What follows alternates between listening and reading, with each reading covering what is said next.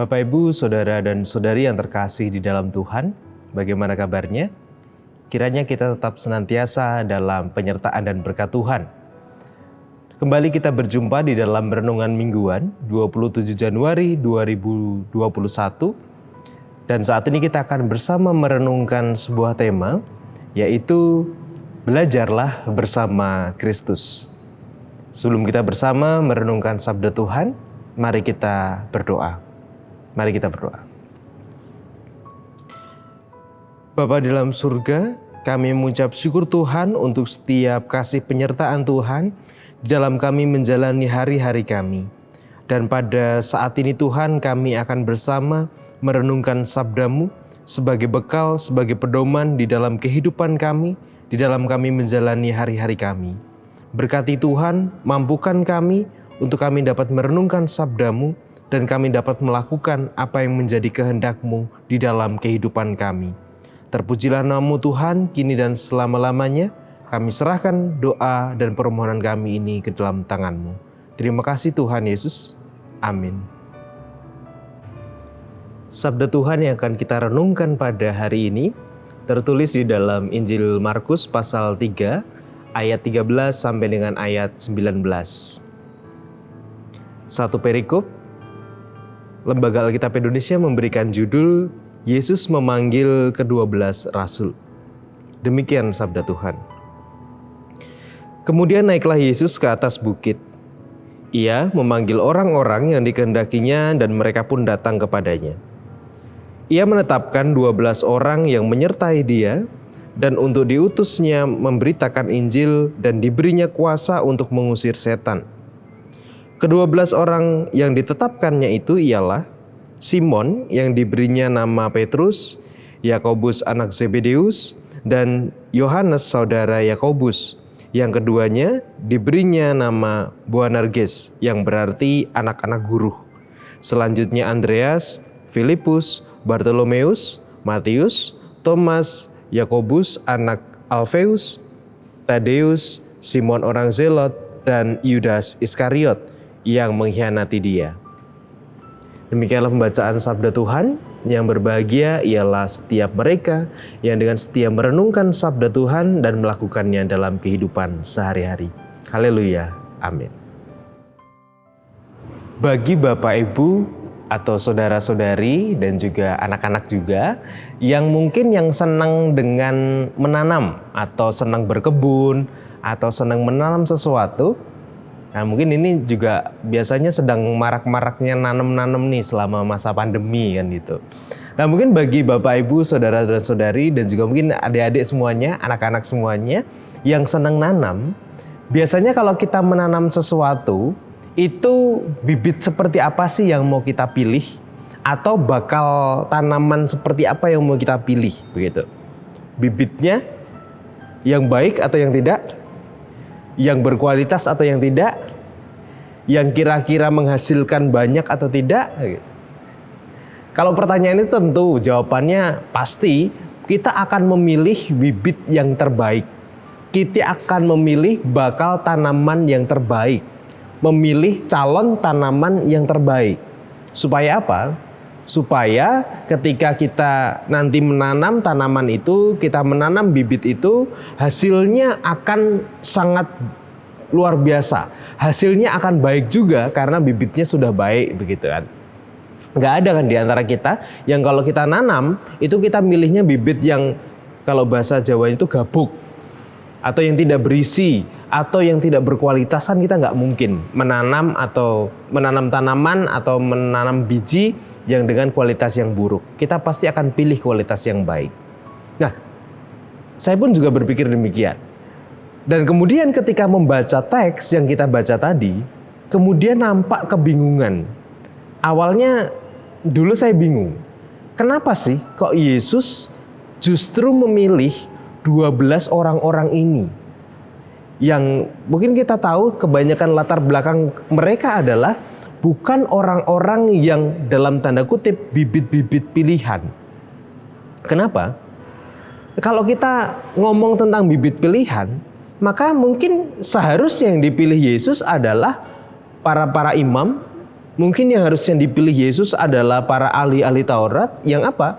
Yang mereka jelas kualitasnya, mereka tahu tentang agama, mereka tahu tentang tradisi, dan mereka adalah orang-orang yang dikatakan dekat dengan Tuhan, begitu. Tapi kemudian kenapa kok Yesus malah memilih ke-12 orang ini yang adalah dari nelayan, pemungut cukai, bahkan juga bendahara yang mungkin Yesus pun mungkin tahu bahwa mereka adalah bukan orang-orang yang mungkin dalam perjalanannya nggak akan membuat mulus gitu. Misalnya kayak Yudas Iskariot lah, seperti misalnya. Itu kan dikatakan Yudas Iskariot yang mengkhianati dia gitu. Berarti Yesus tahu mungkin bahwa pada akhirnya Yudas akan mengkhianati dia. Tetapi kemudian kenapa kok Yesus tetap memilih orang-orang ini?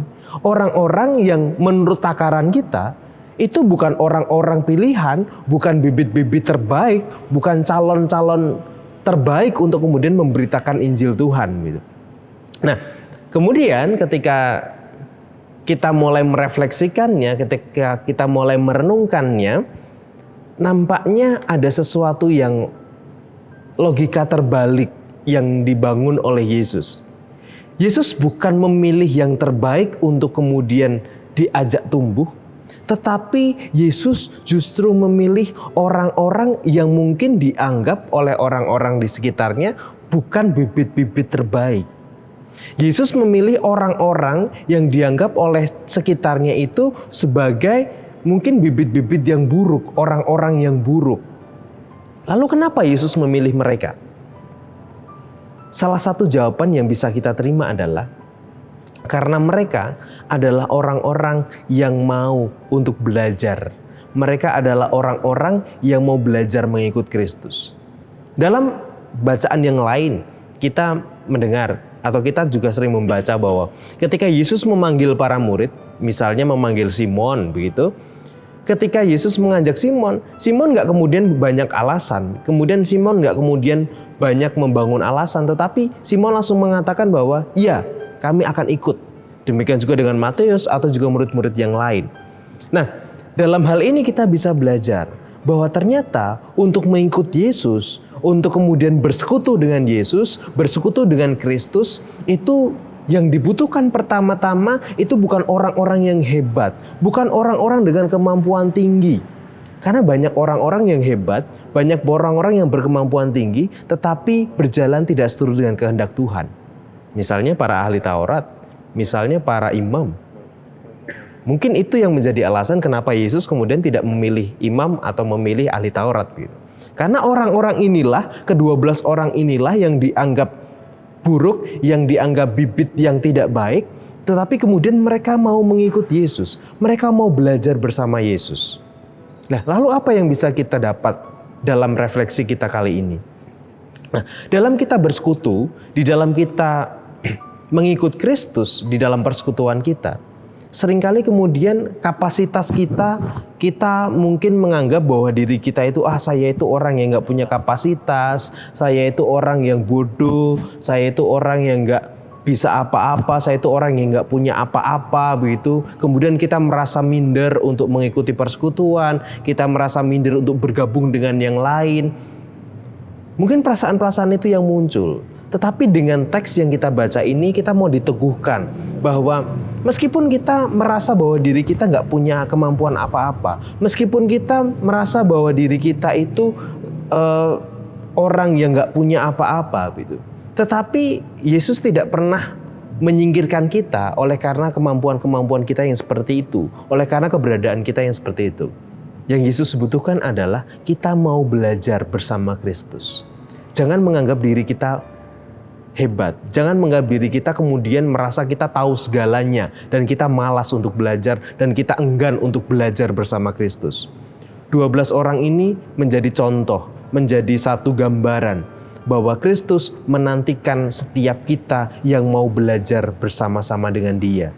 Mau bergaul bersama-sama dengan Kristus, mau kemudian juga hidup bersama-sama dengan Kristus, belajar darinya. Demikian juga dengan kita dalam kehidupan kita. Pertama, kita nggak usah minder ketika kita merasa diri kita nggak punya apa-apa. Karena kita punya kemauan untuk hidup, untuk bersekutu, untuk belajar bersama Kristus. Dan yang kedua, jangan kemudian juga menyingkirkan orang-orang yang kita anggap, dia nggak punya kualitas nih, dia nggak punya kapasitas nih, dia orang yang nggak punya, dan sebagainya. Kemudian kita merasa bahwa yang harus masuk ke sini adalah orang-orang yang punya, yang masuk ke sini adalah orang-orang yang punya kapasitas, dan kemudian kita dengan enak menyingkirkan orang-orang yang lain. Dan Kristus tidak mengajarkan demikian. Kristus justru mengajarkan adalah, yang Kristus ajarkan itu, ayo ikut aku, belajarlah bersamaku. Meskipun engkau nggak bisa, nggak apa-apa, engkau ikut. Meskipun engkau nggak punya, nggak apa-apa, mari engkau ikut. Kita akan belajar bersama, kita akan hidup bersama. Maka sejatinya itulah hakikat persekutuan. Kita belajar bersama-sama dengan Kristus, tidak kemudian menjauh karena kita minder, nggak punya apa-apa. Dan juga kita tidak menjauhi atau kita tidak menyingkirkan orang-orang yang kita anggap bukan sebagai bibit-bibit unggul atau orang-orang pilihan. Selamat menerima satu dengan yang lain, selamat menghayati kehidupan bersama satu dengan yang lain, dan selamat belajar dan mari belajar bersama-sama dengan Kristus, menumbuhkan persekutuan yang hidup, menumbuhkan satu persekutuan yang saling belajar dan saling menerima satu dengan yang lain. Amin. Mari kita bersama-sama berdoa. Kita akan berdoa bagi saudara-saudara kita yang juga sedang bergumul dengan sakitnya. Mari kita juga menyerahkan untuk setiap pergumulan-pergumulan kita. Mari kita berdoa. Bapa di dalam surga, saat ini Tuhan kami datang ke hadirat-Mu, membawa setiap syukur kami oleh karena kasih penyertaan yang Tuhan berikan kepada kami, dan juga untuk setiap firman yang boleh kami renungkan bersama pada saat ini. Kami belajar Tuhan, bahwa Engkau tidak meninggalkan kami, orang-orang yang mungkin dianggap bukan orang-orang pilihan, orang-orang yang mungkin dianggap bukan sebagai bibit-bibit unggul. Tetapi Engkau mau menerima kami dengan segala keberadaan kami. Engkau mau menerima kami dengan segala kekurangan kami, ketika kami mau belajar dan hidup bersama-sama dengan Engkau. Saat ini Tuhan, kami mau berdoa, kami menyerahkan setiap pergumulan-pergumulan kami di dalam kehidupan kami sehari-hari. Tuhan yang senantiasa hadir kiranya dalam kehidupan kami, Tuhan yang senantiasa kiranya menolong kami di dalam kehidupan kami, dalam setiap pergumulan yang kami rasakan. Dan juga terkhusus Tuhan bagi orang tua kami yang saat ini mungkin bergumul oleh karena fisik yang semakin menurun lantaran usia. Kiranya Tuhan memberkati orang tua kami ini. Tuhan yang menolong mereka, memberkati mereka, memberikan kekuatan serta memberikan kehidupan dan keteguhan iman bagi mereka. Kami juga berdoa bagi saudara-saudara kami yang saat ini sedang bergumul dengan sakit penyakitnya, yang saat ini sedang bergumul dengan proses pemulihannya. Kami berdoa, kami menyerahkan untuk orang tua kami terkasih, untuk saudara-saudara kami terkasih. Kami berdoa untuk Bapak Ibu Priyono, Ibu Ami Birowo, Bapak Yonatan Purwoko, Ibu Lawiem Suparman, Bapak Sudarsono, Bapak Wilson Siagian, Bapak Widinugroho, Bapak Ngatimin, Bapak dan Ibu Budiandono, Bapak Saharun dan juga Ibu Saharun, Bapak Warsito Utomo, Ibu Siwiati Sriwiati, Bapak Rasdiman, Bapak Setiantono, Ibu Supini Prayet, Bapak Edwan, juga Ibu Vika, dan mungkin juga Bapak Ibu saudara-saudara kami yang lain yang kami mungkin belum mendengar keberadaan mereka. Biarlah Tuhan memberkati mereka, menolong mereka, serta menghadirkan kehidupan di dalam proses pemulihan dan penyembuhan mereka. Dan kami juga berdoa Tuhan untuk keluarga Ibu Sri Mulyani Daryoto yang mungkin saat ini sedang masih merasakan duka oleh karena berpulangnya ibu kami terkasih, Ibu Sri Mulyani Daryoto ke pangkuan Tuhan. Biarlah Tuhan memberkati seluruh keluarga, Tuhan yang memberkati seluruh anak cucu dimanapun mereka berada. Biarlah kehidupan keluarga besar boleh Tuhan yang berkati, Tuhan yang kiranya menghadirkan penghiburan serta kekuatan bagi mereka. Kami serahkan juga Tuhan untuk saudara-saudara kami dimanapun mereka berada, yang sampai saat ini Tuhan masih bergumul dengan segala bencana, juga yang mungkin saat ini sedang mulai menapaki kehidupan yang baru pasca bencana. Kiranya Tuhan memberkati saudara-saudara kami ini, Tuhan yang menghadirkan berkat dan kehidupan bagi mereka. Kami serahkan Tuhan seluruh kehidupan kami serahkan seluruh doa dan permohonan kami ini hanya ke dalam tangan pengasihan-Mu. Dalam nama Kristus Yesus kami berdoa dan bersyukur. Haleluya. Amin.